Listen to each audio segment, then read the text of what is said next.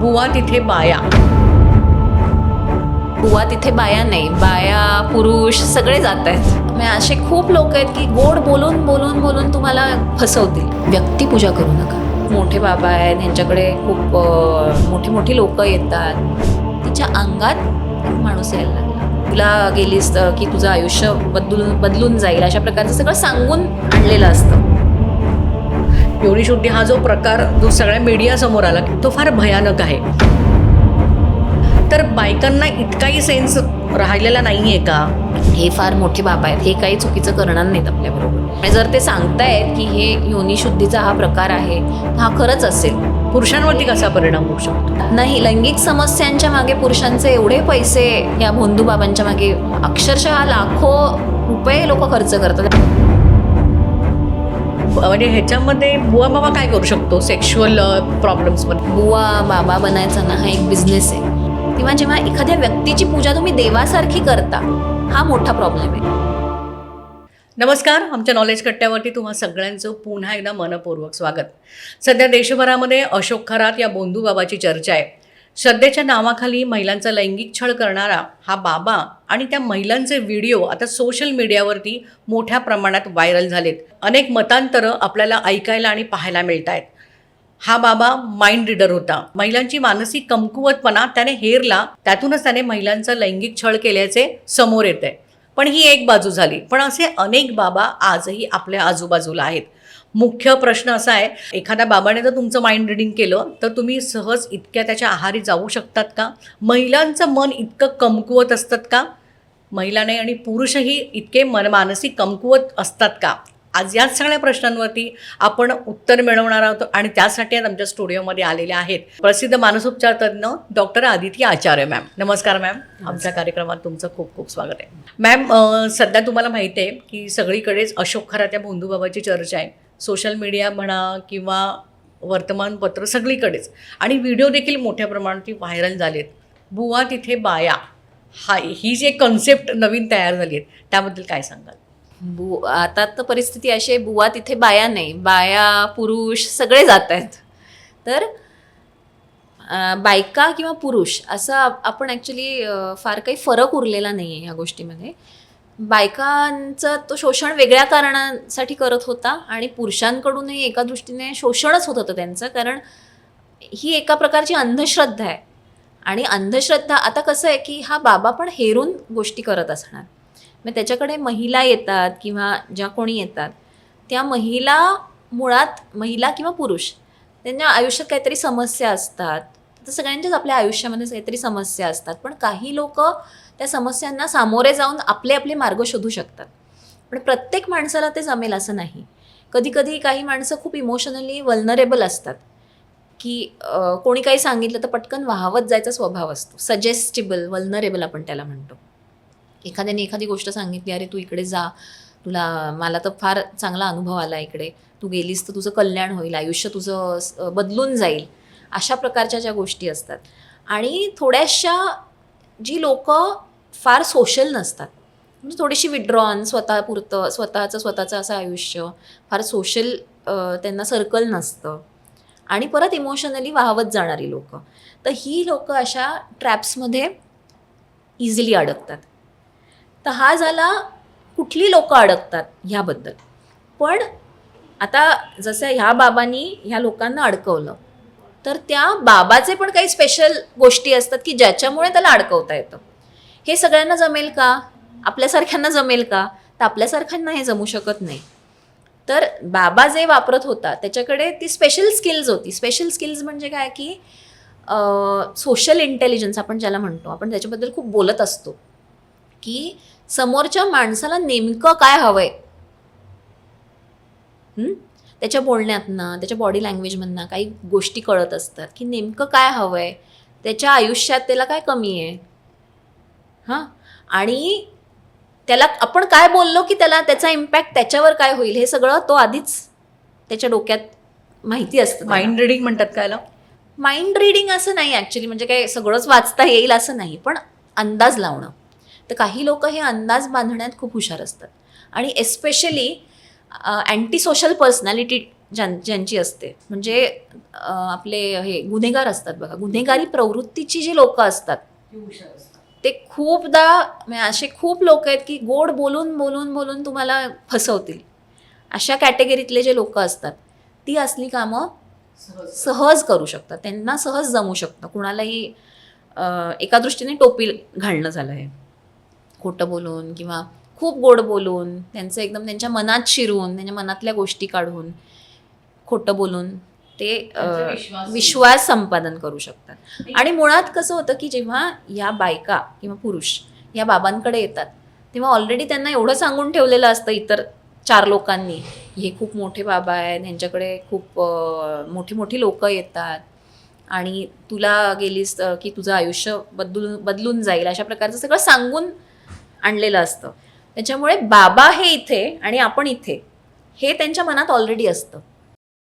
बाबाला ऑलरेडी त्यांनी एका उंच स्थानावर बसवून ठेवलेलं असतं, हाय पेडेस्टलवर, की ते काही करतील ते आपण क्वेश्चन नाही करू शकत, आपण सवाल करू शकत नाही.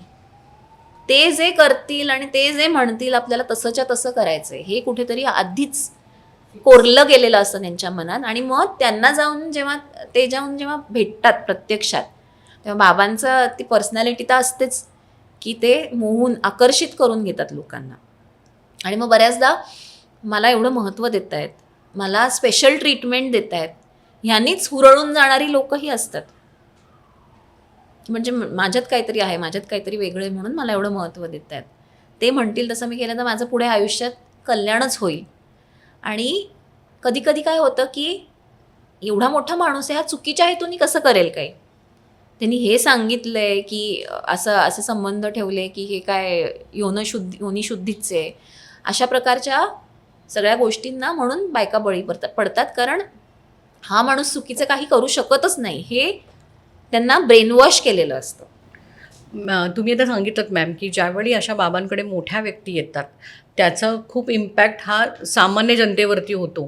कारण जर मोठ्या व्यक्ती त्याच्याकडे येतात, जसं म्हणजे आपण आता अशोक खरात सध्या जे प्रकरण गाजतं त्याच्याबद्दल बोलतोय, तर त्यांच्याकडे येणारे हे मंत्री वगैरे आहेत, बिझनेसमन्स आहेत आणि काही सेलिब्रिटीज पण त्यांच्याकडे येत होते, हे सामान्य लोक बघत होते. त्यामुळे जर हे येतात म्हणजे ह्यांना नक्कीच फरक पडतोय, म्हणजे आम्हाला पण त्याचा गुण येणार या विचारातून लोक त्याच्याकडे जास्त जात असतील. महिला पण त्याच्याकडे जात होत्या. हे सगळं ठीक असलं, हे म्हणजे ही एक बाजू असते. तर दुसरं मला असं विचारायचं आहे की जर मंत्री हुशार असतात असं म्हणतो, राजकारण्यांच्या नादी लागू नये असं आपण सहसा बोलतो, कारण ते खूप हुशार असतात. मग समजा जर अशोक खरासारखी व्यक्ती राजकारण्यांना देखील जर आपल्या गोड बोलून त्यांच्या जाळ्यामध्ये अडकवून त्यांना फसवते, तर अशी व्यक्ती कितपत विकृत असू शकते? ही मानसिकरित्या विकृत व्यक्ती तर 100% आहे, म्हणजे 100 काय 200 त्याच्या पुढे काय आपण म्हणू तेवढी आहे, त्यात काही वादच नाही आहे. आता मानसिक विकृतीबरोबर मी म्हटलं तसं कपल्ड विथ सोशल इंटेलिजन्स असल्यामुळे ती व्यक्ती इतक्या ह्या पातळीपर्यंत जाऊ शकली आहे, बरोबर आहे. आता राजकारण्यांची गोष्ट घेतली तर लक्षात घ्या की आजही आपण बघू तर किती राजकारणी लोक अंधश्रद्धांमध्ये गुंतलेली असतात. ह्या बाबाचं दर्शन घ्या, इकडे दर्शनाला जा, काय इलेक्शन फॉर्म भरायच्या आधी इकडे जा, तिकडे, ह्या गोष्टी सर्रास चालू असतात. तर ह्या अंधश्रद्धा नाही तर काय आहेत? म्हणजे श्रद्धा आणि अंधश्रद्धा मधला फरक जोपर्यंत आपल्यालाच काय म्हणजे राजकारण्यांना कळत नाही तोपर्यंत बिचाऱ्या भोळ्या भाबड्या जनतेकडून आपण काय अपेक्षा करणार? तर मला असं वाटतं की व्यक्तिपूजा जेव्हा तुम्ही करता तेव्हा जेव्हा एखाद्या व्यक्तीची पूजा तुम्ही देवासारखी करता, हा मोठा प्रॉब्लेम आहे. कारण व्यक्तीला प्रत्येकच भावना असते शेवटी, किती तुम्ही म्हटलं तरी कामभावना असणार, राग, लोभ सगळंच येतं त्याच्यात. त्याच्यामुळे व्यक्ती चुकू शकत नाही, कुठलीच व्यक्ती असं कधीच घडत नाही.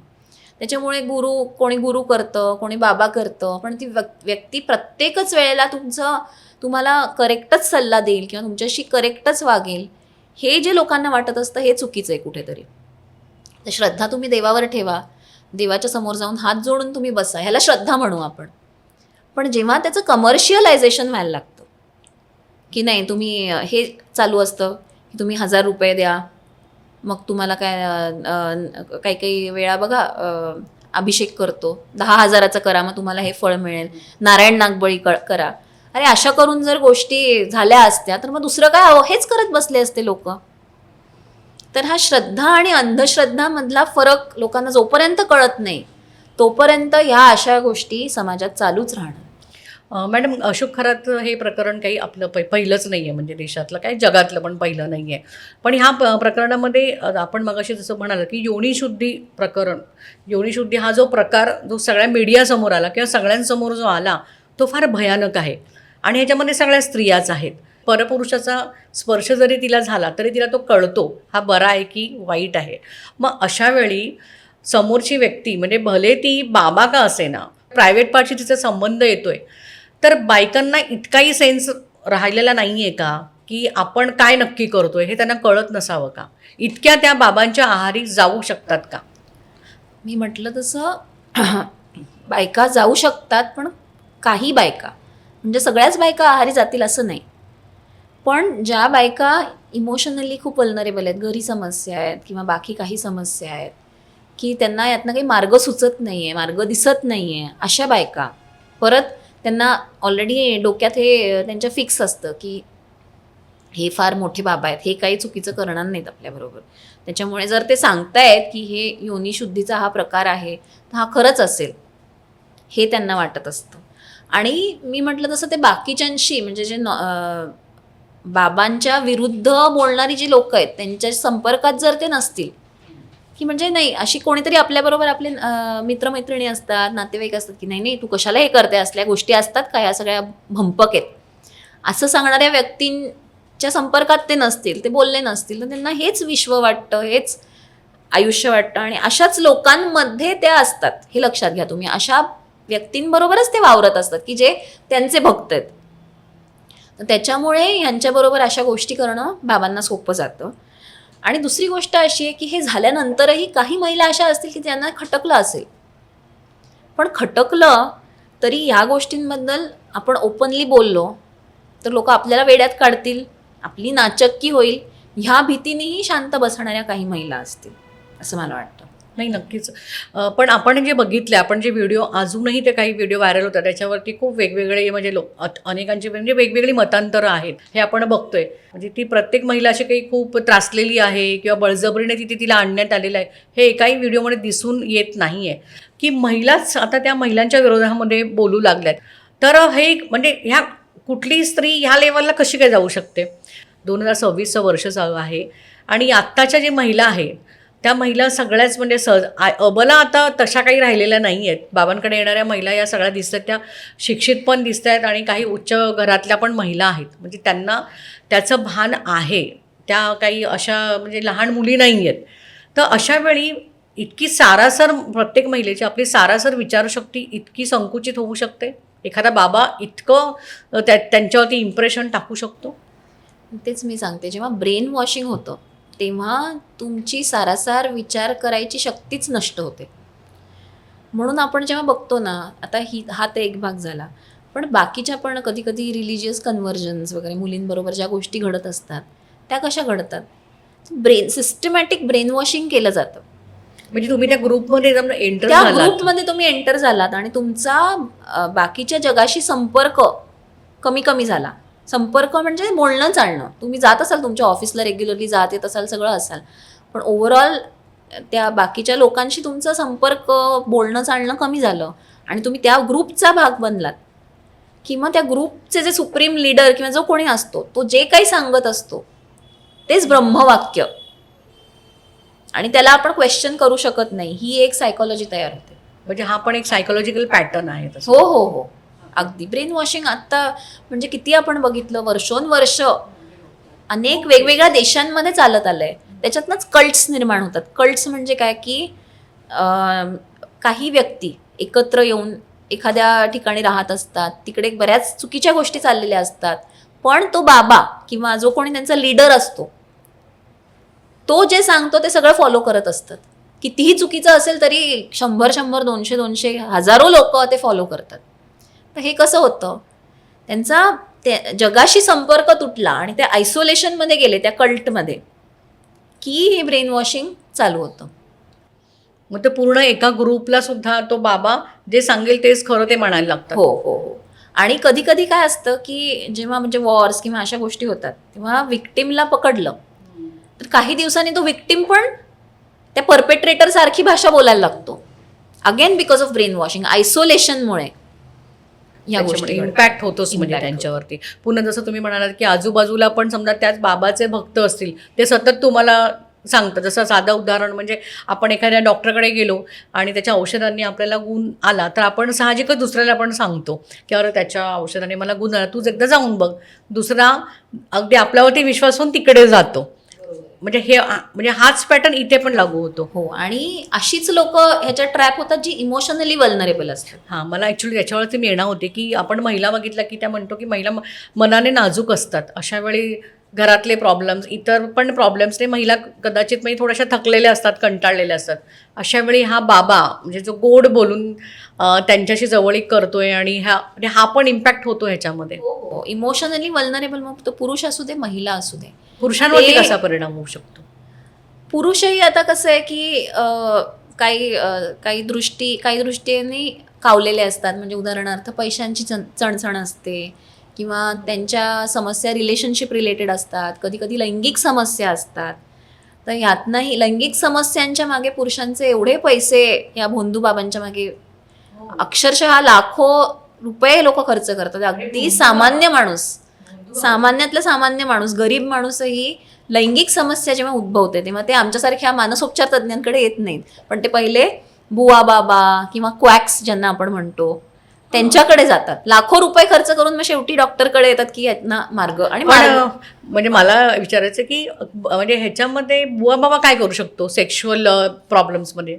तेच काहीतरी मंतरलेलं पाणी दे, काहीतरी काय त्यांच्या पद्धती असतात ज्या काही म्हणजे पुरुष ह्याच्यामुळे देखील तिकडे जाऊ त्यांचे म्हणजे भक्त होऊ असू शकतात. शकतात. हो, आहे असं प्रमाण आहे म्हणजे. आहे निश्चित, खूप मोठं प्रमाण आहे. तुमच्याकडे अशा काही केसेस आल्या आहेत मॅम की अशा भक्तांच्या किंवा अशा बाबाच्या मागे लागून नंतर मग एखाद्या महिलेला किंवा म्हणजे पुरुषाला त्याची जाणीव झाली असेल पण तो त्याच्यामध्ये अडकलेला असेल तर याच्यातून बाहेर कसं यायचं आणि याच्यासाठी? अशा केसेस खूप येत असतात. आणि बऱ्याचदा म्हणजे अशा पण काही केसेस आल्या आहेत की लहान मुलींना आईवडील घेऊन गेलेत लहान असताना बुवा बाबाकडे आणि त्यांनी गैरप्रकार केलेत, पण त्यावेळेला त्या मुलीला कळत नव्हतं ते. आणि मोठी झाली तसं तिला हे कळलं की अरे माझ्याबरोबर किती चुकीची गोष्ट झाली आणि माझे आईबाबाच घेऊन गेले होते तिकडे. आणि त्यातनं कधी कधी गिल्ट तयार होतं स्वतःबद्दल आणि लोक त्याच्याशी वर्षोनवर्ष झगडत असतात. पोस्ट ट्रॉमॅटिक स्ट्रेस डिसऑर्डर होते.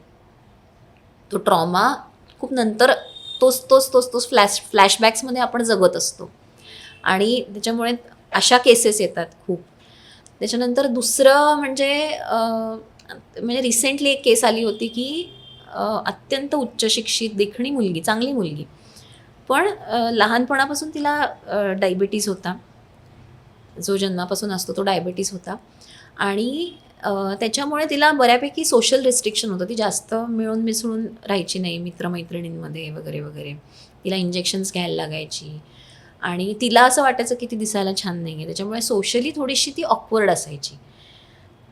ती एक कोणीतरी बाबा होते त्यांच्या ग्रुपमध्ये जायला लागली.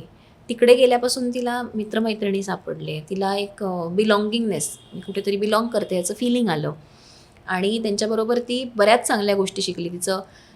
बाकी ती कलाकार आहे तर ते कलेतलं तिचं सगळं तिने बऱ्याच परीक्षा दिल्या, ती छान व्यवस्थित झाली. पब्लिक स्पीकिंगची भीती वाटायची तर ती निरूपणं वगैरे अशी करायला लागली, त्याच्यातही ती पुढे गेली. त्याच्यामुळे त्या बाबा आणि त्यांची बायको होती तीही तिची अगदी आईसारखी काळजी घ्यायची. तर ती खूप त्यातनं म्हणजे तिला खूप त्याचा फायदा झाला, ती त्यातनं खूप कल्याण झालं असं तिला कायम वाटायचं आणि ती कृतज्ञ होती त्यांच्या ह्या सगळ्या गोष्टींबद्दल. पण एक दोनदा तिला असा अनुभव आला की ते चुकीच्या ठिकाणी तिला स्पर्श करतायत आणि मग नंतर पण मग त्याच्याबद्दलही तिला काय वाटायचं की अरे हे माझे वडिलांसारखे आहेत, हे कसं असं मला करू शकतील, ह्यात त्यांचा हेतू काहीतरी वेगळा असेल, कदाचित ते माझी परीक्षा घेत असतील. आणि असं त्यांनी एकदा दोनदा तिला सांगितलंय की मी परीक्षा घेत असतो वगैरे अशा प्रकारचं. तर त्यावेळेला ती खूप दिवस याचा विचार करत राहिली. त्याच्यानंतर त्याच्यापुढे तिचं लग्न झालं आणि त्याच्यानंतर तिला काही दिवसांनी म्हणजे जेव्हा तिचा संपर्क त्या ग्रुपशी कमी कमी व्हायला लागला तेव्हा तिला लक्षात आलं, अरे आपण काय करत होतो. म्हणजे हे एवढं सगळं झालं आणि तरी आपल्याला त्यावेळेला हे का नाही जाणवलं की हा प्रॉब्लेम आहे. आणि त्याच्यामुळे ती डिप्रेशनमध्ये गेली आणि ती मदतीला आली होती, म्हणजे मदत घेण्यासाठी माझ्याकडे आली होती.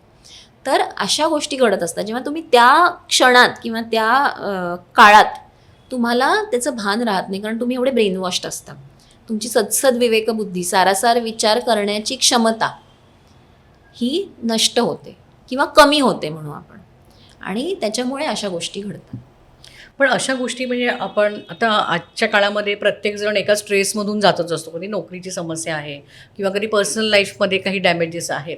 तर अशा वेळेस साहजिकच आहे आपल्याला कोणाशी तरी बोलण्याची गरज असते. तर त्याचा पण इम्पॅक्ट होतो ह्याच्यामुळे. मग अशा वेळी बाबा आपलं ऐकून घेतात, यातून देखील माणसं त्यांच्याकडे जातात. हो हो, निश्चित. कारण एवढे मोठे बाबा, सगळं माझ्या मनातलं यांना कळतं. तर प्रत्येकच बाईच्या मनात हे असतं की अरे मी घरातलं सगळं करते पण मला तेवढी किंमत कोणी देत नाही, माझी कोणी विचारपूस करत नाही. ही कॉमन गोष्ट आहे आणि ती एवढ्या मोठ्या बाबांना हेरणं काही अवघड नाही आहे. तर त्याच्यामुळे महिलांना काय बोललं की नेमकं बरं वाटतं. ते हुशार असतातच हे लोक, फक्त ती हुशारी चुकीच्या गोष्टींसाठी वापरतात, हा प्रॉब्लेम आहे.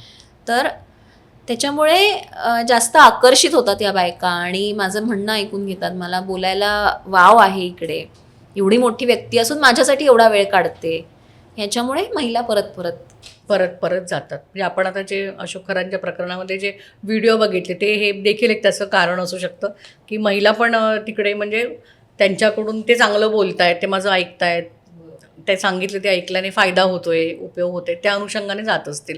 पण अशा लोकांपासून सावध कसं राहायचं म्हणजे. आणि मुख्य म्हणजे मला अजून एक महत्त्वाचा प्रश्न असा होता की आपण बघतो की अशोक खरातसारखी माणसं भोंदूबाबा म्हणजे आधीही होऊन गेले. तर राम रहीम म्हणा, आसाराम बापू म्हणा, इतक्या मोठ्या प्रमाणात आपल्या देशामध्ये इतक्या घटना त्या घडलेल्या आहेत.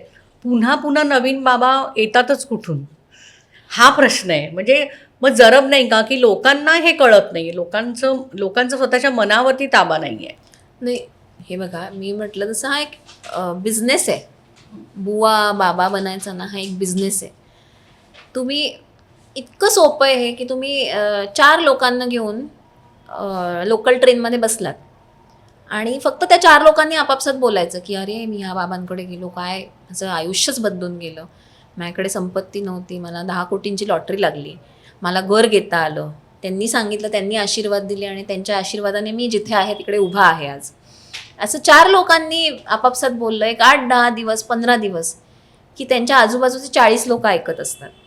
मग 40 लोकांना ते कुतूहल निर्माण होतं की अरे 40 मधले अगदी 2-4 लोक जरी गेले त्यांच्याकडे, असं करत करत बाबांकडे जेव्हा 100 लोक जातात, त्यातले 10 लोकांना गुण आला म्हणजे काय, त्यांची कामं झाली. तर ती तशीही होणार असतात. नाही गेलं त्यांच्याकडे तरीही ती होणार आहेत. त्यांनी सांगितलं हो हो होणार आहेत म्हणून झालं, त्यांनी आशीर्वाद दिला म्हणून झालं असं म्हणणार. आणि ही 10 लोक एवढा जोरात प्रचार करतात त्या बाबांचा की त्याच्यामुळे अजून 1000 आणि 10,000 लोक त्यांच्याकडे यायला लागतात.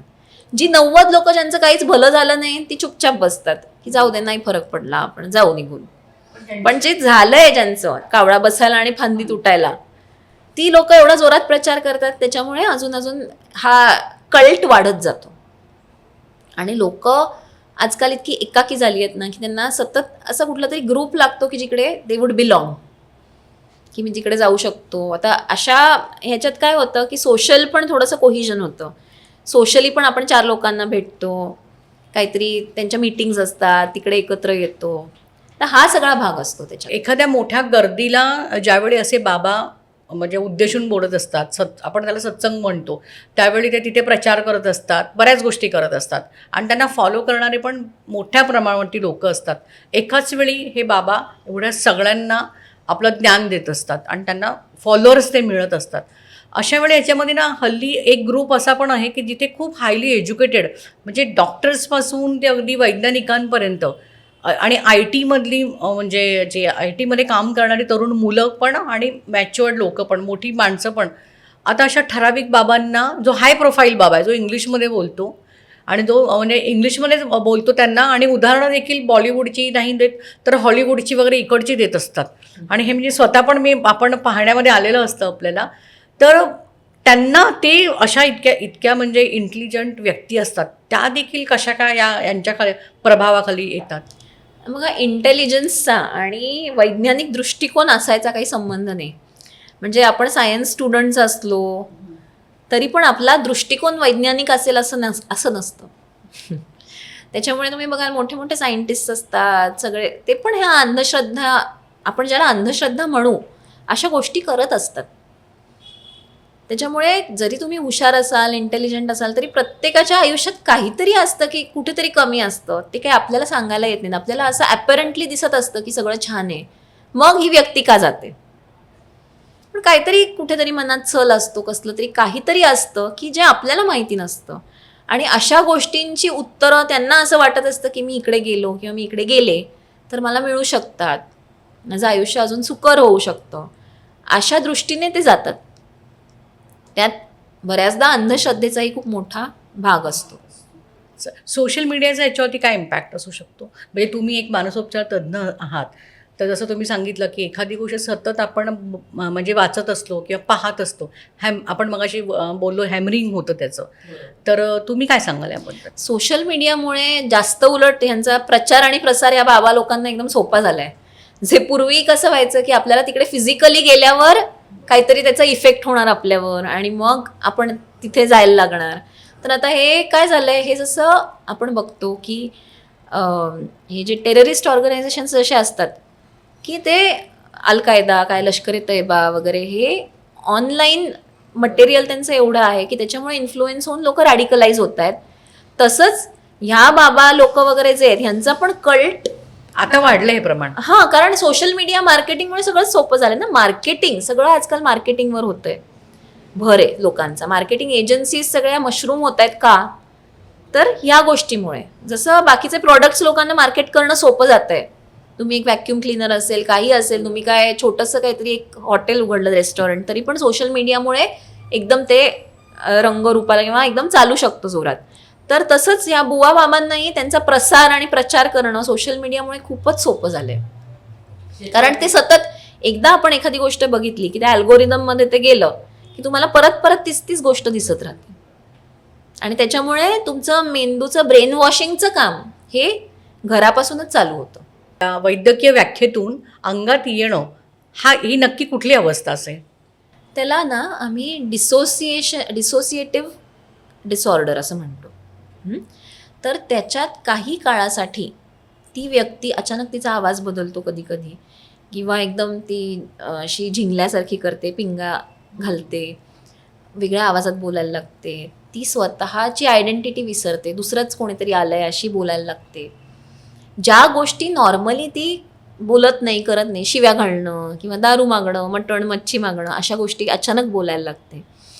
तर ह्यात घडत काय असतं की मनात कुठल्या तरी गोष्टी, कुठला तरी स्ट्रेस असतो की एखादी गोष्ट जी तिने पटत नसेल अशी केलेली असेल, किंवा घरच्यांचा काहीतरी जाच असेल, काहीतरी त्रास असेल, किंवा कधी कधी काहीतरी रिलेशनशिपचा प्रॉब्लेम असेल, जी ती कुठेही व्यक्त होऊ शकत नाही, बोलू शकत नाही, ते तिने मनातल्या मनात दाबून ठेवलंय, ते कधी कधी अशा प्रकारे बाहेर येतं. मी हेही करू शकते, मी अशीही वागू शकते. ती कधी शिव्या घालत नाही व्यक्ती, अचानक एकदम शिव्या घालायला लागते, सासूला शिव्या घालते. ती जेव्हा कॉन्शियस असते तेव्हा तिला उघडपणे सासूला शिव्या घालणं शक्य नाहीये, लक्षात घ्या. कव्हर म्हणजे मुद्दाम नाही करत, पण ते घडतं तसं. ती एक मानसिक अवस्था आहे. त्याच्यावरती म्हणजे याच्यामध्ये उपचार आहेत, मानसोपचार? हो, मानसशास्त्रामध्ये उपचार आहेत. त्याच्यासाठी मानसोपचार आणि त्याच्याबरोबर औषधं, या दोन्ही गोष्टी घेतल्या. मॅम काही केसेस आहेत? हो. एखादं उदाहरण सांगा मला की जी तुमच्या औषधांनी ती बरी झालेली आहे. आत्ताच म्हणजे रिसेंट मी येते ती अजून माझ्याकडे व्यक्ती. तर तिचं कसं झालं, व्यवस्थित उच्च शिक्षित मुलगी आहे, म्हणजे असं काही नाही, व्यवस्थित पोस्ट ग्रॅज्युएट झालेली मुलगी आहे. तिचं लग्न झालं आणि त्याच्यानंतर लग्नात काही वर्षांनी, 2-3 वर्षांनी काहीतरी सासू नवऱ्याबरोबर बोलाचाली झाली. तिला एक मुलगी होती छोटी, ती काही दिवसांसाठी, काहीतरी 1-2 वर्षांसाठी वेगळी झाली, म्हणजे आईकडे राहायला गेली. आणि तिकडे गेल्यावर 6-1 महिन्यांनी तिच्या अंगात एक माणूस यायला लागला, दुसऱ्या धर्माचा. आणि तो एकदम हिंदीत बोलायचा जोरजोरात. आणि ती म्हणजे माझ्यासमोरही येते तेव्हा अजूनही कधी कधी तो येतो. हां, तो विषय काढला, त्याबद्दल बोलायला लागला की येतो. आणि तिचं आधी सासूशी भांडण झालेलं. नंतर काही दिवसांनी काय झालं, त्यांचं पॅचअप झालं. पण सासूला कॅन्सर झालेला. त्याच्यामुळे आता तिला जाऊन त्यांची सेवा करणं क्रमप्राप्त होतं. तर ती व्यक्ती, ही मुलगी त्या घरात जायला लागली की तिला अंगात यायचं. तो जाऊच द्यायचा नाही त्या घरात. तर अशा गोष्टी मग सतत, मग ती इतकं व्हायचं की त्या मुलीला पण, म्हणजे ती घाबरायची आधी, पण नंतर त्या मुलीला पण कळायला लागलं की हा असा त्रास आहे आईला. मग ते जे असायचं तिच्या अंगात जो माणूस, तो त्या मुलीबरोबर डान्स करायचा, काय काय करायचा, असंही व्हायचं. म्हणजे हीच करायची, पण म्हणजे हां. त्याचं हां. रूप असं ते हो, जे हो. आपण जे पिक्चरमध्ये किंवा हो, हो, हो. पाहतो ते. अरे पण बाप. ती हळूहळू त्यातनं बाहेर पडली. तिला म्हणजे आता औषधं पण देतो आपण, पण त्याच्याबरोबर तिला एकविरेला जायची इच्छा होती. एकविरेला ती जाऊन आली 2-3दा, कारण तिची मुळात श्रद्धा होती. त्याच्यानंतर ते कमी झालं आणि औषधोपचार आणि थेरपी, हिप्नोथेरपी वगैरे आपण करतच होतो. मध्ये मध्ये कधीतरी असे येतात, पण जे असं रोज व्हायचं, काही तिला स्ट्रेस आला की तो यायचा अंगात, ते खूप म्हणजे 90% तरी ती बरी झाली त्यातनं. म्हणजे ही देखील एक मानसिक अवस्था होती तिची. हो. त्याच्यामधून म्हणजे तुम्ही औषधोपचाराने तिच्या अंगातलं औषधोपचाराने बरं झालं, गेलं म्हणायचं म्हणजे असं ते. ज्यावेळी तुम्हाला कळतं की तुम्ही एका भोंदूबाबाच्या चक्रव्यूहात अडकलायत किंवा अडकत आहात, आता आपण अंधश्रद्धेकडे वळतोय. महिला ज्या अडकल्यात अशोक खरातसारख्या प्रकरणांमध्ये, अशी अनेक प्रकरणं आपल्या आजूबाजूला आहेत, घडत आहेत. महिलांनी ह्याच्यातून बाहेर कसं पडायला हवं आणि त्याच्यासाठी कुटुंबांनी त्यांना साथ कशी द्यावी? सर्वात महत्त्वाचं म्हणजे महिलेनी घरातल्या किमान जवळची व्यक्ती जी असेल तिला सांगायला पाहिजे की असं असं घडतंय. आणि बाहेर पडणं म्हणजे जाणं बंद करणं, त्या लोकांच्या संपर्कात न राहणं, तरच तुम्ही त्यातनं बाहेर पडू शकता. आणि योग्य अथॉरिटीजना रिपोर्ट करणं की हे असं असं घडतंय. कारण ही तुमची सामाजिक जबाबदारी आहे की तुम्ही ज्यातनं गेलाय त्यातनं अजून लोकांना जाता कामा नये, हे तुम्ही करायला पाहिजे. आणि कधी कधी काय होतं की यातनं बरेच मानसिक त्रास निर्माण होतात. की असं म्हणजे मी जसं म्हटलं की गिल्ट असतं, कधी कधी मी अशी कशी आहारी गेले, त्याच्यामुळे डिप्रेशन येतं. कधी कधी तो इतका ट्रॉमा होतो नंतर की अरे हे सगळं असं असं घडलं कसं काय, त्याच्यामुळे पोस्ट ट्रॉमॅटिक स्ट्रेस होऊ शकतो. फ्लॅशबॅक्स दिसत राहतात डोळ्यासमोर की हे असं असं घडलं, तसं तसं घडलं. त्यातनं कधी कधी त्या बाजूला जाणं, नुसतं त्या रस्त्याने जायचं म्हटलं तरी खूप अँझायटी होते, असं टाळणं चालू होतं. तर अशा गोष्टीही घडतात. तर ह्या सगळ्या या गोष्टी आहेत, याच्यावर उपचार असतात आणि ते घेतले योग्य वेळी तर ही व्यक्ती पूर्ण त्यातनं बाहेर पडू. कुटुंबाचा याच्यामध्ये काय रोल असायला हवा ज्यावेळी एखादी व्यक्ती या ट्रॉमामधून बाहेर येत असते त्यावेळी तिला सपोर्ट करणं, तिला हे सांगत राहणं की हे गिल्ट तू बाळगू नकोस, हे घडून गेले. प्रत्येक माणसाच्या हातून आयुष्यात काहीतरी चुका घडत असतात, पण त्या चुका सुधारणंही आपल्या हातात असतं, त्यातनं बाहेर पडणंही आपल्या हातात असतं. आणि आम्ही तुझ्याबरोबर आहोत हे सतत तिला सांगणं, काहीही झालं तरी आम्ही आहोत हे एवढं जरी सांगितलं, तुझ्या पाठीशी उभे आहोत खंबीरपणे, तर ती व्यक्ती त्यातनं बाहेर पडू शकते. आता शेवटचा प्रश्न, आत्ताची जी पिढी, झेनची जी पिढी आहे, तर ती देखील हळूहळू म्हणजे या श्रद्धा मार्ग याच्यामध्ये वळायला लागलेली आहे. तर त्यांच्या त्या श्रद्धेमधून ते अंधश्रद्धेकडे जाणार नाहीत किंवा त्यांनी वळू नये, यासाठी काय काळजी घ्यायला हवी? सिम्पल गोष्ट एक मी सगळ्यांना सांगते, ती म्हणजे की व्यक्तिपूजा करू नका. व्यक्ती तुम्हाला वडिलांसारखी असू शकते, ऋषितुल्य असू शकते, पण ती देव नाही आणि ती चुकूच शकत नाही, ही धारणा तुम्ही डोक्यात ठेवू नका. सल्ला घ्यायचा असेल योग्य व्यक्तींकडे, त्या क्षेत्रातल्या एक्सपर्ट व्यक्तींकडून सल्ले घ्या. असे नुसते सल्ले घेऊन, म्हणजे असे बाबांकडून सल्ले घेऊन लोकांना खूप हे मिळालं असतं तर आज कोणी राहिलेच नसते गरीब. तर असं घडत नसतं. आणि त्याच्यामुळे श्रद्धा कधी आपण म्हणू की माझी देवावर श्रद्धा आहे, मी रोज मारुती स्तोत्र, रामरक्षा माझ्या घरात म्हणते किंवा देवळात जाऊन देवासमोर हात जोडते, त्यांनी माझं मानसिक स्थैर्य मला लाभतं, माझं मनोबळ वाढतं, ती श्रद्धा आहे. पण जिकडे मी अशी म्हणायला लागते की नाही मी आज काय नवसच करते, मी काय आज दान करते, काय 1 लाखाचं दान करते, किंवा दान दान पण वेगळी गोष्ट आहे, पण ह्या माणसाला मी एवढी पूजा करते किंवा हे अंधश्रद्धेकडे जायला लागतं मग, की मी हे केलं तरच माझ्या आयुष्यात भरभराट होईल किंवा मी सुख समृद्धी अनुभवेन, तर ही अंधश्रद्धा होते. तर अशा पूजा अर्चा हे प्रत्येकाचा वैयक्तिक हे, पण अंधश्रद्धेमुळे आपण आपल्या आयुष्याचं नुकसान नाही करून घेत. म्हणजे आपल्याकडे पैसे नसताना आपण लोन काढून या गोष्टी केल्या तर हा प्रॉब्लेम आहे ना, मग त्यात नुकसान आहे. तर अंधश्रद्धेमुळे आपण आपल्या आयुष्याचं नुकसान नाही करून घेत, हे भान प्रत्येकाने ठेवायला पाहिजे. जिकडे पैसा इन्व्हॉल्ड नाही आहे, जिकडे फक्त तुम्हाला देवापुढे हात जोडायचे, तुमचे काहीतरी मंत्र स्तोत्र म्हणायचे की ज्याच्यामुळे तुम्हाला मानसिक बळ मिळतंय, त्या गोष्टी तुम्ही निश्चित करा. अगदी म्हणजे आम्ही मानसोपचार तज्ज्ञ म्हणून ह्याच गोष्टी सांगत असतो लोकांना. मेडिटेशन करा की त्यांना तुमचं मानसिक बळ वाढणार आहे. पण अशा गोष्टींच्या आहारी जाऊ नका की ज्यांच्यामुळे तुमचं वैयक्तिक काही नुकसान होतं आहे, पैशाचं नुकसान होतं आहे. अशा गोष्टी करू नका. आता मी तुम्हाला इंटरेस्टिंग गोष्ट सांगते की आमच्याकडे मानसिक आजारांसाठी जी लोकं येतात, स्किझोफ्रेनिया आहे किंवा अंगात येतं बघा, अंगात येतं लोकांना, अशा गोष्टी असतात. तर याच्यात पण लोकांना वाटत असतं हे देवीचं आहे म्हणून ते बुवा बाबांकडे नेतात, बरोबर. तर आता ते इतकं इनग्रेंड आहे डीप त्यांच्या डोक्यात की नाही, तिकडे गेलं कीच मला बरं वाटतं, आणि तिकडे गेलं की त्यांना तात्पुरतं बरंही वाटतं, कारण त्या बाईच्या पण ते डोक्यात असतं की मी इकडे गेले की मला बरं वाटणार आहे. तर आम्ही असं सांगतो की अशा बाबांकडे जा जे पैसे घेत नाहीत, आणि दुसरी गोष्ट काय, मारहाण करत नाहीत. काहीतरी पाणी प्यायला दिलं, धागा बांधायला दिला, ठीक आहे, तुमची श्रद्धा आहे ना तेवढं करा, पण अशा गोष्टींच्या आहारी जाऊ नका जिकडे तुमचं नुकसान होतं. आज आदिती मॅमने आपल्याला सगळ्यांना एक उत्तम असं मार्गदर्शन केलेलं आहे. याबद्दल मॅम तुमचे खूप खूप आभार. धन्यवाद. धन्यवाद.